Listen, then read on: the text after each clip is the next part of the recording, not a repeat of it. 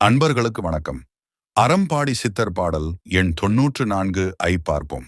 இந்த பாடலின் தொடக்கத்தில் கல்கிநாதனை இப்பிறவியில் பெற்றெடுத்த அன்னையினுடைய பிறப்பை பற்றி சொல்லுகிறார் சித்தர்.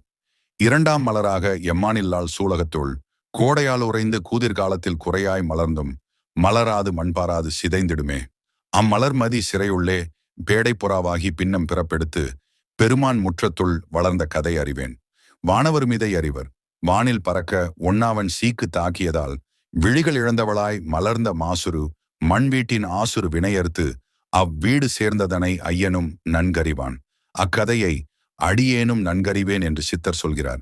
கல்கிநாதனின் அன்னை முற்பிறவியில் பிறந்த கர்மவினை கழிக்கப்படாமல் அந்த ஊழ்வினை காரணமாக இப்பிறவியிலும் பிறப்பெடுத்து வந்ததாகவும், பேடை புறா என்று சொன்னால் ஊழ்வினைக்குள் அகப்பட்ட ஆன்மாவானது கூண்டுக்குள் அடைபட்ட புறாவை போன்று கர்ம வினை என்ற பிறவியில் அகப்பட்டு இப்பிறவியில் அந்த அம்மையார் மீண்டும் பிறந்து வந்ததாகவும், தன் தாயின் இரு பிறப்பை பற்றியும் ஐயன் கல்கிநாதனும் அறிவார் என்றும், தனக்கும் இந்த கதை தெரியும் என்றும் கல்கிநாதனின் அன்னையின் முன் பிறப்பையும் இப்பிறப்பையும் இப்பாடலில் சொல்லியுள்ளார் சித்தர்.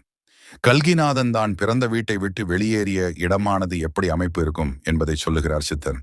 அந்த இல்லத்துக்கு அருகிலே 200 கைமுழம் தொலைவிலே, அதாவது ஒரு கைமுழத்தை ஒரு அடி என்று கணக்கிடலாம், 200 அடி தொலைவிலே இணைப்பிரியா இரும்பு வடம் இரட்டையர் போல் கிழக்கு மேற்காய் தடம் பதிக்க, அதாவது ரயில்வே டிராக் தண்டவாளம் பிரிகிறதை சொல்லுகிறார். ரயில்வே தண்டவாளம் கடந்து செல்வதை அந்த அமைப்பு உள்ளதை சொல்லுகிறார்.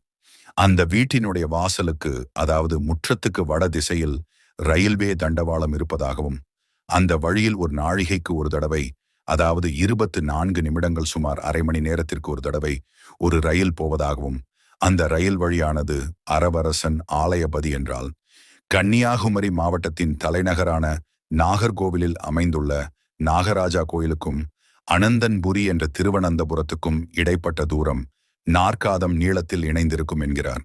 ஒரு காதம் 16 கிலோமீட்டர். 16 முறை 4 சமம் 64. 64 கிலோமீட்டர் தூரத்தில் அமைந்துள்ளது என்று குறிப்பிடுகிறார்.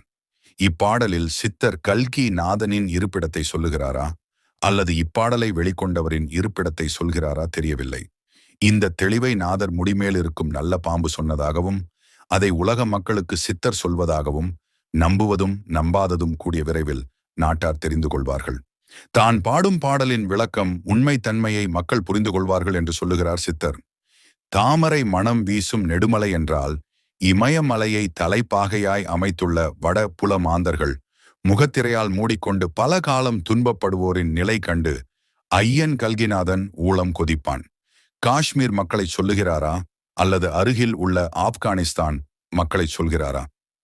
அங்கு கமலம் கையாண்ட கர்வத்தில் என்றால் தாமரை சின்னம் பொருந்திய ஆட்சி அதிகாரத்தில் உள்ள உயிர் பறித்து உதிரம் குடிக்கும் ஓநாய்களின் கொட்டம் அடக்கிடுவான்.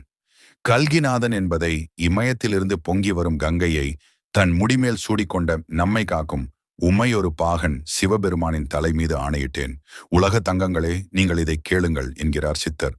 நல்லவர்கள் நண்பர்கள் என்று யாரையெல்லாம் கல்கிநாதன் நினைத்திருந்தாரோ அவர்கள் எல்லாம் இவரை பின்தொடராது நட்டாற்றில் விட்டது போல உளம் நொந்து போவான் கல்கிநாதன். இப்படி நன்றி கெட்ட கயவர்களை நாளெல்லாம் நினைத்து நினைத்து கல்கிநாதனின் இதயம் மிகவும் வருத்தப்படும் என்கிறார். நல்லோர் எத்தனை பேரோ என்று நம்பிக்கை தகர்ந்தவராய், நண்பர்கள் அனைவருமே நன்னெறிக்கு எதிரானவர்களாய் நன்றி கொன்றவன் நிலையை பார்த்து கல்கிநாதன் மனம் வெம்புவதாக சொல்கிறார் சித்தர். காவிரி நதியை தன் கமண்டலத்தில் அடக்கி வைத்து அகத்திய முனி கமண்டலத்தில் இருந்து ஒழுகவிட்ட நீரானது பொன்னி நதியாய் பொதிகை மலையில் பெருகியோட சிவபெருமான் வாழும் அந்த மாமலையில் ஐயன் கல்கிநாதன் கால் கெடுக்க திரிந்தலைவான். அவனுக்கு ஊக்கமளித்து இம்மண் காக்க வீரத்தோடு வந்தவனை நல்லோர்களின் நலம் காக்கவும் திரும்பவும் ஊக்கமளித்து காப்பாய் இரக்கமுடைய என் நெஞ்சம் நிறைந்த பெருமானே என்கிறார் சித்தர்.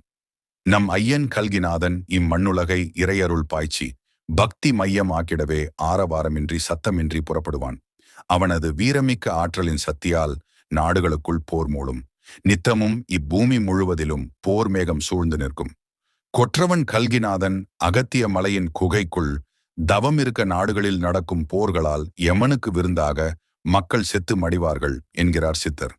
அந்நேரம் கெட்டவர்களும் கயவர்களும் வஞ்சகர்களும் வீடுகளிலே, கல்வி சாலைகளிலே, மருத்துவமனைகளிலே, இன்னும் மக்களின் வாழ்விடங்களிலேயே புகுந்து பொருட்களை கொள்ளை அடித்து கொட்டமடித்து மகிழ்வார்கள்.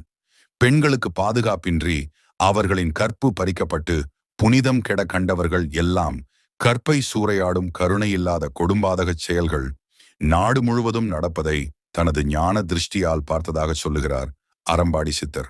வணக்கம்.